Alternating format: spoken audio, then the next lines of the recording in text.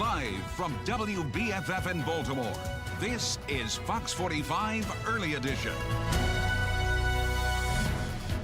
Welcome back to Fox 45 Early Edition, looking at 5:30 here on a Thursday morning, working towards that weekend. Here, I'm Megan Gilland, in for Patrice Sanders. And I'm Tom Rogers, and that Towson shot that we're showing you right now looks like it's going to get a little bit wet later on. That's right. We're still feeding the plants. Yeah. We're definitely doing that. We've been doing that a lot lately.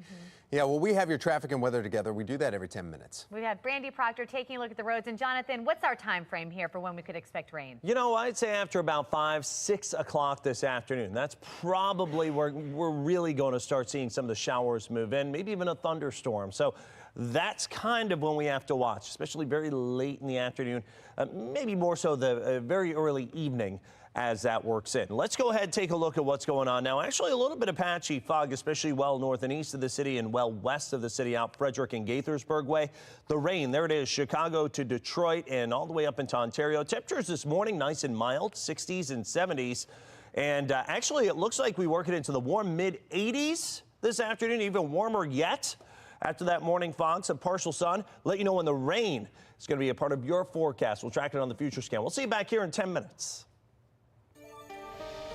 Still pretty much in the green out there along most of our major roads. No issues to deal with along 95. It moves well through White Marsh. Top side of the Beltway looks good. No issues to deal with along the west side. 695 looks great through the Key Bridge. 70 totally up to speed and no troubles to deal with through either the Fort McHenry or the Harbor tunnels. Again, those travel times totally in the green, at least for now. That's a look at what's happening out there on the roads. Megan, Tom, back to you.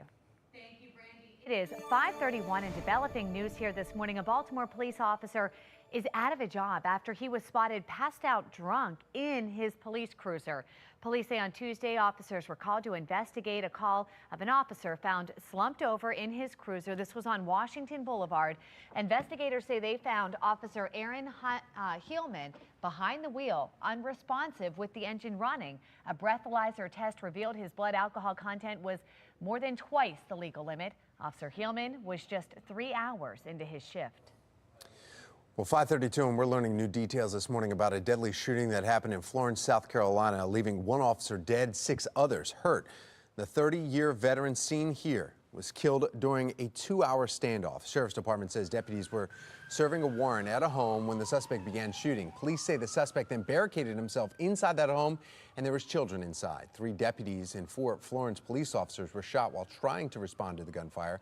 The alleged shooter is in custody. Well, the Baltimore City Fraternal Order of Police releasing a statement about the shooting, writing, quote, "We ask for your prayers for our Blue family in Florence. We grieve for the life that was lost and pray for the injured."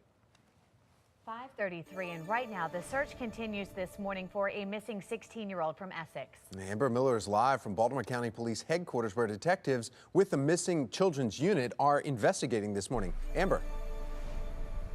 Well, here's what we know this morning. 16-year-old Brooklyn Hayes hasn't been seen since Sunday night when she left her home after an argument.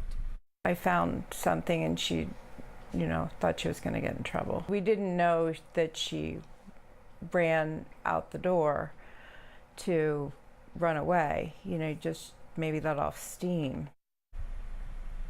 Hayes' loved ones made hundreds of flyers yesterday, going door to door, handing them out to neighbors. The teenager didn't take anything with her, including her cell phone.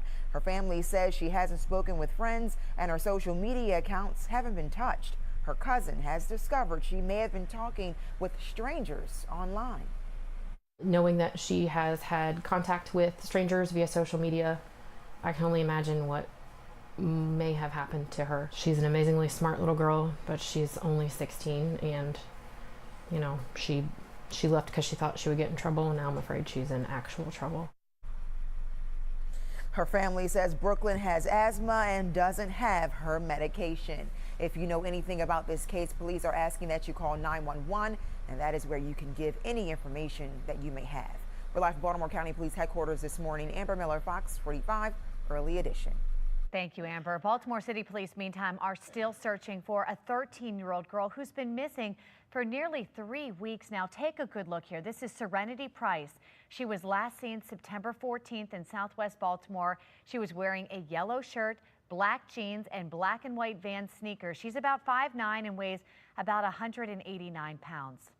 Police are asking for your help tracking down 2 men caught on video in the middle of a shooting in Northwest Baltimore. This surveillance footage here showing a man on a motorcycle and another man running on Druid Hill Avenue right near Dolphin Street. This was last Friday.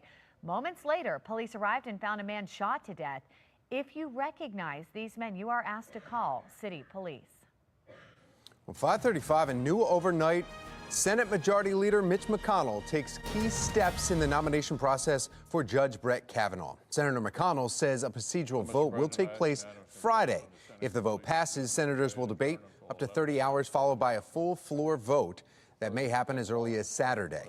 Now, the vote comes as the FBI finishes its investigation into Judge Kavanaugh. Senators will start reviewing the report this morning at 8. As of right now, the report will not be released to the public. But McConnell also is denying a request from his Democratic counterpart, Chuck Schumer, who asked that the FBI brief senators on that background investigation, saying it would be, quote, unprecedented and irregular. This morning, a council member A council member in Anne Arundel County facing backlash after sharing a few controversial posts about Muslims on social media. John Grasso is the outspoken Republican from Glen Burnie who's now running for state Senate. He shared a series of Facebook posts in September, including one that stated, quote, "One nation under God, not Allah." The Council on American Islamic Relations is calling for his resignation. They say they got a call from Grasso on Tuesday thinking he'd apologize. Instead, they say he doubled down on his sentiments. He actually went several steps further, saying that that Muslims are responsible for 9/11, that Islam is responsible for 9/11, that Muslims do not belong here in our country, that Islam does not belong in our schools. I certainly don't question John's integrity. I think John a lot of times says some things right off the cuff, and deep down I think he's a caring person, and generally he's been very good in this county. Our knocks at his home went unanswered, and our phone and email messages were not returned. 5:37, and after a record-setting season for the Orioles, the team will see some major changes this offseason. The team announcing that manager Buck Showalter and Executive Vice President of Baseball Operations Dan Duquette will not be brought back. In the 7 seasons the two were together, the Birds became within 4 games of the World Series in 2014. Now, despite the team's poor record this season, fans say there's still a lot of respect for Showalter. Well, you know, my understanding is a buck stops at the top, literally. He's keeping a really good coach. He just, I guess the players are not performing as they should. I don't know who they're going to bring in. He just, he was like one of the faces of the organization. It was initially thought that Showalter would be offered a position within the Orioles organization, but that did not turn out to be the case. Well, if you're trying to figure out what's for dinner, you may want tacos. The reason why and where you can get some bottomless tacos today. Ooh, now we're talking. And today's sunshine could turn to some rain later on when you could see showers in your neighborhood and how long they'll stick around. It is 5:38 now on Fox 45 Early Edition.